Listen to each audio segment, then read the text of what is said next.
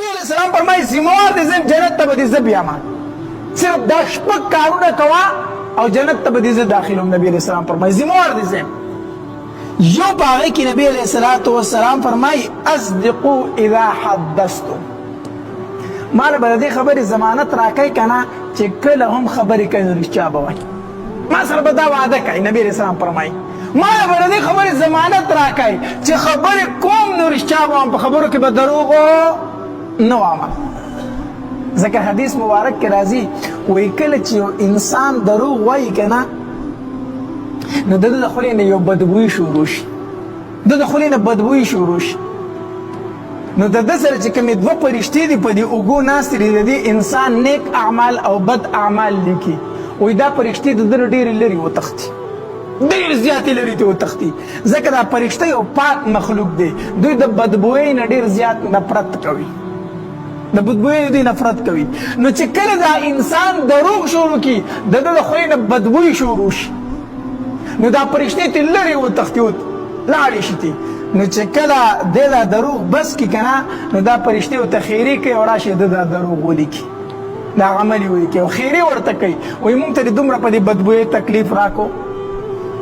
دا دروغ دومره لویه ګناه ده، دومره لویه ګناه ده. نو نبی علیہ السلام فرمایي اول به ما ته د دې خبرې ذمہواري راکوي چې خبرې کوم نو رښتیا به وایم، دروغ به نه وایم. یو به دا ذمہواري راکوي. دویم نبی علیہ الصلوۃ والسلام فرمایي اوفوا اذا وعدتم، د دې خبرې به ما له ذمہواري راکوي چې کله دې هم وعده وکړه هغه به پوره کوي. د دې به ما له ذمہواري راکوي. نبی علیہ السلام فرمایي چې د خپلې وعدې به څه کوي پورهوالی کوي، وعدې به د خلکو سره نه ماتوي. لنډه خبره دا ده، د دې به ما له ذمہواري راکوي. دریم نبی علیہ الصلوۃ والسلام فرمایي وادوا اذا اؤتمنتم، مال به د دې خبرې ذمہواري راکوي چې څوک در سره امانت کړي په هغې کې به خیانت نه کوي. چا در سره امانت کېښود اکه شی به هغه شان واپس کوي څنګه چې درکړی و. د دې خبرې به ما له ذمہواري راکوي. نبی علیہ السلام فرمایي چې په امانت کې به څه نه کوم، خیانت نه کوم. څو خبرې شوې؟ درې. څلورم نبی علیہ الصلوۃ والسلام فرمایي واحفظوا فروجکم، د دې خبرې به ما له ذمہواري راکوي چې د خپلې شرمګاه به زه حفاظت کوم، کو نارینه ده کو زنانه ده. زما شرمګاه به د دې خبرې ما له ذمہواري راکوي چې د حلالو نه علاوه به نه استعمالیږي. او پنځم نبی علیہ الصلوۃ والسلام فرمایي وعزوا ابصارکم، وعزوا ابصارکم، ته دې خبرې به ما له ذمہواري راکوي چې خپلې سترګې به ښکته ساتم. ښکته ساتلو څه مطلب دی؟ حرامو څیزونو ته به نه ګورم، د کومو څیزونو نه چې الله منع کړی هغې ته به پردو زنانو ته به نه ګورم. که زنانه دي نو نارینهو ته به نه ګوري پردو ته، او که نارینه دي نو زنانه.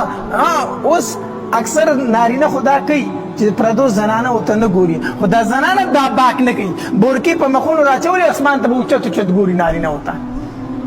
نه نه، څنګه چې سړي له پردۍ ښځې ته کتل حرام دي دغه شانتې ښځې له پردي سړي ته کتل څه دي؟ حرام دي. ښځه هم د خپلو سترګو حفاظت کوي. حدیث مبارک کې راځي که نه عبدالله ابن ام مکتوم رضی الله تعالی عنہ یو صحابي دی، ړوند صحابي دی، په سترګو ړوند و. نو دی د نبي علیہ الصلوۃ والسلام کره کور ته راغی. چې کله کور ته راغی د نبي علیہ السلام دوه بیبیانې ولاړې وي.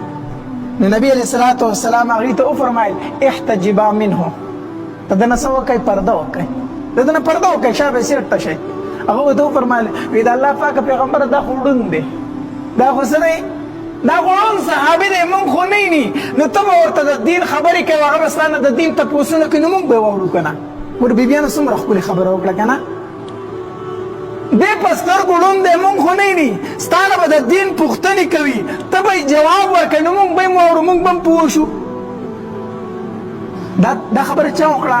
د نبي علیہ الصلوۃ والسلام بیبیانو وکړه، امهات المؤمنین وکړه. د تمام دنیا زنانه چې راټولې کې دا د یوې بیبي ته هم نه رسېده، نبي علیہ الصلوۃ والسلام بیبي ته. هغه زمونږ روحاني میندې دي. کو د هغې متعلق څوک غلطه نظریه ساتي دا انسان د اسلام نه خارج دی. ګورې یاد وساته د هغې متعلق مونږ سوچ هم نشو کولی چې د هغې په ذهن کې بس غلطه خبره راشي. خو نبی علیه الصلاة والسلام هغې ته وایي احتجبا منه، د دې ړوند صحابي نه پرده وکئ. هغه وایي د الله پاک پیغمبره دا خو ړوند دی مونږ نه ویني. نبی علیه الصلاة والسلام ورته څه فرمایي؟ وایي هغه ړوند دی تاسو نه ویني نو تاسو خو ړندې نه یئ که تاسو خو وینئ، تاسو خو ړندې نه یئ، تاسو خو دا صحابي نه یئ که نه، نو تاسو هم دته کتل څه نه دي جایز نه دي. نو مسله معلومه شوه چې وعزو ابصارکم، خپل نظرونه ښکته ساتئ. سړی به پردو ښځو ته نه ګوري، ښځې به پردو نارینهو ته نه ګوري. ګوره یاد وساتئ. دارنګې موبایل کې کوم څیزونه دي بې حیا څیزونه دي، بربنډ څیزونه دي، فحاش څیزونه دي، دا به په موبایل کې نه ګوري. دې نه به خپلې سترګې ښکته ساتي، غلطو تصویرانو ته غلطو پټوانو ته دې ته به نه ګوري. نو نبی علیہ الصلوۃ والسلام فرمایي وی پنځم دا چې وعزو ابصارکم، د دې خبرې به ماله ذمہواري راکړه چې خپل نظر به د حرامو نه ښکته ساتم. ګورئ او شپږم نبی علیہ الصلوۃ والسلام فرمایي وکفو ایدیکم، ماله به د دې خبرې ذمہواري راکړئ چې په خپلو لاسو به یو مسلمان ته تکلیف نه ورکوم. زما د لاس نه به یو مسلمان ته تکلیف نه رسی، زما د لاس نه به څوک په تکلیف کې کېږي نه.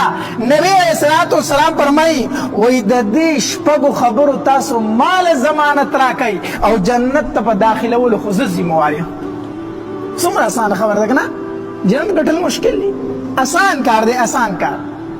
خبرې چې کوئ دروغ مه وایه. دویم چې کله وعده دې وکړه نو دا پوره کوه. دریم چا در سره امانت کې خود څه پکې مه کوه، خیانت پکې مه کوه. څلورم د خپلې شرمګاه حفاظت کوه د حرامو نه. پنځم خپلې سترګې د حرامو نه ښکته ساته. شپږم د خپل لاس نه یو ورور مسلمان ته تکلیف مه ورکوه. نبی علیه السلام فرمایي وایي د دې شپږو خبرو ماله ضمانت راکړه چې دا به نه کومه. ټیک شو او د جنت په داخلولو دې زه ذمہوار یم. نبی علیه السلام فرمایي اسانه خبره ده که نه ده؟ دا نبی علیه السلام دا خبرې د ځان نه کوي، نه نه نه. نبی علیه السلام چې دا خبرې کوي دا د طرفه د الله نه کوي. وما ينطق عن الهوى ان هو الا وحي يوحى. نبی علیہ السلام د ځان نه خبرې نه کوي بلکې چې خبره کوي نو د الله تبارک وتعالی په اجازت سره دغه په وحي سره کوي.